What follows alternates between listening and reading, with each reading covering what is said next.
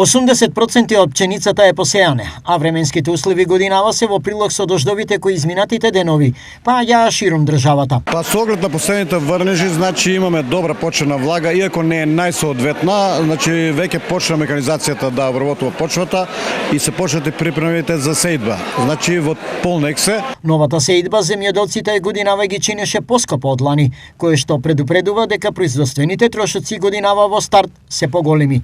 Ако се водиме од минатата година, значи ако бидеме со зголеми трошоци, ние минатата година работиме со загуба, ако се продолжи со истото темпо, дефинитивно ние ќе бидеме пак со загуба и оваа година, доколку не се покачи радикално цената на пшеницата. Значи трошоците ја надминуваат откупната цена на пшеницата на јачменот. Дали зголемените трошоци ги намалија површините од пченица? Интересот кај земјоделците е многу слаб за сеидба, се поради тоа што причините се познати, ниската откупна цена, високи трошоци на производство, така да прашање е колку значи од површините ќе се засадат оваа година со житни култури.